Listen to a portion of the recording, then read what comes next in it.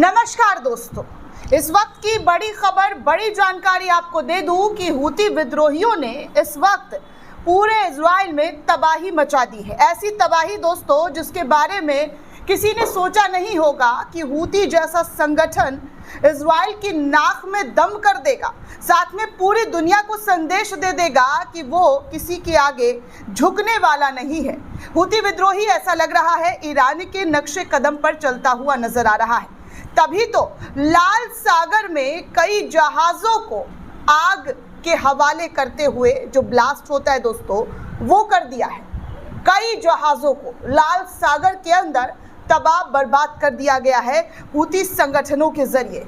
इस वक्त की आपको बड़ी जानकारी, बड़ी खबर दे रही हूं कि कैसे हूतियों ने एक बार फिर से गाजा के लोगों के हित में जो कदम उठाया है वो आप साफ तौर पर इन तस्वीर, इन वीडियो, इन खबरों को देखकर अंदाज़ा लगा सकते हैं कि कितनी बड़ी तबाही जो है लाल सागर के अंदर इस वक्त मची हुई है। दरअसल दोस्तों ये लाल सागर जो है, ये आप देखिए कि कैसे जो जहाज़ है ये धुआं धुआं करता हुआ दिखाई दे रहा है। आप इन तस्वीरों के माध्यम से देख सकते हैं लाल सागर के बीच जलता हुआ जहाज़ क्या और किस तरीके के संकेत जो है देता हुआ दिखाई दे रहा है। आने वाले वक्त में हूती विद्रोहियों के ज़रिए जो कदम उठाया जाएगा वो आपको यहाँ पर नज़र आ रहा है। जो कहा वो किया, डिक्टो वैसा ही सब कुछ दिखाई दे रहा है दोस्तों। कहा गया था कि अगर लाल सागर पर इजराइल को जहाज़ भेजा जाएगा किसी भी देश के ज़रिए मदद को लेकर तो वो उस जहाज़ को छोड़ेगा नहीं, और वही आज हूतियों के ज़रिए कर दिया गया है। दोस्तों आपको बता दूं कि ये जहाज़ जो है, जी हाँ, ये जहाज़ लाल सागर में कई समय से हूतियों का निशाना रहा है और आज फिर से लाल सागर के अंदर जो जहाज़ हूती विद्रोहियों को दिखा उसको आग के हवाले कर दिया गया है, उसको ब्लास्ट कर दिया गया है। अब आपको दिखा दूं दोस्तों एक और तस्वीर, एक और ख़बर। डेली ईरान न्यूज़ के हवाले से बताया जा रहा है कि यमन के ज़रिए टारगेट किया गया है यहूदियों के जहाज़ को। जी हाँ, जियोनिस्ट शिप को जो है यमन के हूती विद्रोहियों के ज़रिए टारगेट करते हुए ब्लास्ट कर दिया गया है, आग के हवाले कर दिया गया है। ये ईरान डेली मिलिट्री के हवाले से खबर सामने आई है। वहीं आपको एक और जानकारी दे दूं दोस्तों, बेंजामिन नेतन्याहू का क्या बयान आया है वो भी आप सुन लीजिए। सस्प्रेस न्यूज़ के हवाले से खबर आ रही है कि बेंजामिन नेतन्याहू वाशिंगटन जाने के लिए फ्रांसीसी हवाई क्षेत्र का उपयोग करने वाले हैं, यानी कि वो फ्रांस के रास्ते से होते हुए अमेरिका पहुंचते हुए दिखाई दे रहे हैं। उनके रास्ते का भी पता लोगों को चल गया है। जो रास्ते को वो हाइड करना चाह रहे थे किसी को पता ना हो, लेकिन अब वो फ्रांस होते हुए जा रहे हैं। कितना डर नेतन्याहू को अपने जान का, आम जियोनिस्ट की ज़िंदगी को आग के हवाले, मिसाइल के हवाले करने वाला नेतन्याहू अपनी सुरक्षा के लिए कितनी ज़्यादा चौबंद है, क्योंकि ये नेता है, प्रधानमंत्री हैं, इसलिए अपनी सुरक्षा सबसे ज़्यादा इम्पोर्टेंट। भले ही इजराइल के नागरिकों की जान चली जाए, जान जा रही हो, उनसे उनको कोई फिक्र नहीं। आगे आपको एक और ख़बर दिखा दूं दोस्तों, यमन मिलिट्री के हवाले से शेयर करते हुए बताया गया कि लाल सागर में यहूदियों के जहाज़ को आग लगा दिया गया है। अब तक गजा में सहायता नहीं पहुंचाई जा रही थी, तब तक कोई भी जहाज़ यहां से नहीं गुजरेगा। इस तरीके की बात यमन के ज़रिए कही गई है कि जब तक, जी हाँ, जब तक आप जो है गाज़ा को सप्लाई नहीं पहुंचाएंगे तब तक रेड सी से तो कोई जहाज़ जाने को नहीं दिया जाएगा, और वही इनके ज़रिए किया गया है।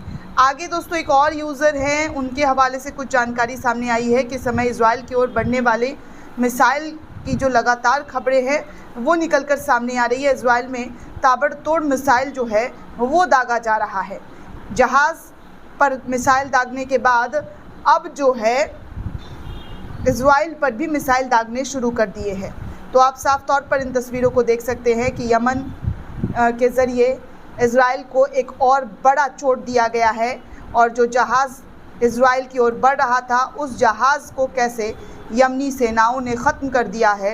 इन तमाम तस्वीरों को देखकर दोस्तों आप अंदाज़ा लगा सकते हैं कि यमन के हूती विद्रोही इस वक्त किस तरीके से, जी हाँ, एक्टिव हो चुके हैं और गज़ा के समर्थन में जो लड़ाई लड़ी जा रही है वो साफ तौर पर इसे ही कही जाती है दोस्तों कि किसी संगठन का आकर इतनी मजबूती से लड़ाई लड़ जाना, वो भी इजराइल जैसे देश के साथ जो कि हाई टेक्नोलॉजी से लैश है।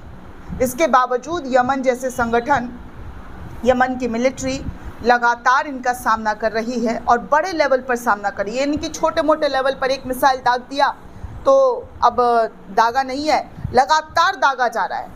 गज़ा के लोगों के लिए जो चीज़ें हैं वो साफ तौर पर दिखाई और सुनाई दे रही है कि कैसे इनका जज्बा जो है उन लोगों को के लिए जो है लगातार लड़ाई लड़ने की जो कोशिश है वो की जा रही है। अमूमन ऐसा होता नहीं है दोस्तों कि कोई दूसरा देश किसी दूसरे देश की लड़ाई में, ऐसे तो आम इंसान की लड़ाई में दोस्तों आजकल कोई कूदता नहीं है कि जब दो लोग लड़ रहे होते हैं तो तीसरा एंट्री नहीं मारता, वो दूर से ही देखता है सब नज़ारा। लेकिन यहाँ पर गाज़ा के ऊपर जो नरसंहार हो रहा है, जिस तरीके की नेतन्याहू सरकार के ज़रिए उनके सैनिकों को ज़रिए कोशिश की गई है, उन तमाम कोशिशों को नाकाम करने के लिए हुतियों के ज़रिए कितना बड़ा कदम और कितने बड़े लेवल का ख़तरा जो है वो लिया गया है। सोचिए, बहुत बड़ा लेवल का ख़तरा जो है यमन के ज़रिए लिया गया है गाज़ा के सपोर्ट में, गाज़ा के समर्थन में। 57 इस्लामिक कंट्री रहने के बावजूद भी गाज़ा के लिए कोई आगे नहीं आ रहा है। लेकिन यमन जैसा छोटा देश और हुती जैसा छोटा संगठन इस लड़ाई को अपनी लड़ाई मानते हुए किस कदर इजराइल को चोट पहुंचा रहा है। आगे दोस्तों आपको बता दूं, मैगटन न्यूज़ के हवाले से खबर आ रही है कि हुतियों ने रेड सी में एक और जहाज़ को डुबो दिया है। ये जहाज़ यूके का था और ये व्यापार करने के लिए जा रहा था। इसकी पुष्टि चालक दल के ज़रिए यमन के स्पीड बोट्स के साथ की गई है और इस लड़ाई को और ज़्यादा, जी हाँ, और ज़्यादा आगे बढ़ाने की बात कर दी गई है। कहा गया है कि इस लड़ाई को पूरी तरीके से और आगे लड़ा जाएगा। आपको बता दें दोस्तों कि इस जहाज़ में जितने लोग थे उनको दूसरे शिप में, बोट में जो है हुतियों के ज़रिए रखवाया गया और जो जहाज़ था उसको पूरी तरीके से ब्लास्ट कर दिया गया। यानी कि जो उसके क्रू के जो मेंबर थे उनको सेफली उतार दिया गया और आगे उस जहाज़ को ख़त्म कर दिया गया है। अब रशिया न्यूज़ के हवाले से कुछ जानकारी सामने आ रही है दोस्तों, जहां पर हुती के प्रवक्ता के ज़रिए बयान आया है कि वो बेन गुरियन हाइपरसोनिक मिसाइल से जवाबी हमला जो है एयरपोर्ट पर इजराइल के करेंगे। अंसरुल्लाह का सीधा बयान जो है वो निकलकर सामने आया है। उन्होंने साफ संदेश दे दिया है कि वो किसी भी कीमत पर झुकने वाले नहीं हैं, चुप बैठने वालों में से नहीं है। हुती का इजरायली जहाज़ पर अब तक का सबसे बड़ा हमला बताया जा रहा है। लाल सागर में सब कुछ तहस नहस कर दिया गया है और कहा जा रहा है कि इस जहाज़ से हुतियों को बहुत बड़ा नुकसान पहुंचा है।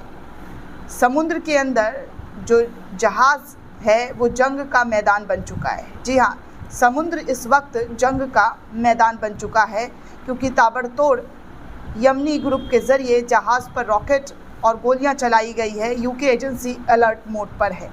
खबरों की बात की जाए दोस्तों तो यमन के पास रेड सी है, यानी कि लाल सागर है, और वहां पर एक बहुत बड़ा हमला हुआ है।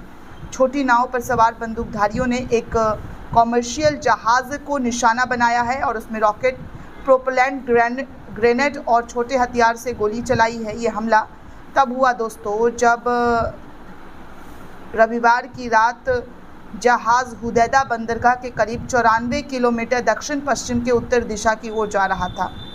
यूके मरीन ट्रेंड ऑपरेशंस के मुताबिक इस जहाज़ पर कई स्किप्स यानी कि तेज़ रफ्तार की छोटी नाव लदी हुई थी और इस जहाज़ पर ताबड़तोड़ हमला किया। हालांकि जहाज़ पर तैनात सशस्त्र सुरक्षा टीम ने जवाबी कार्रवाई की थी।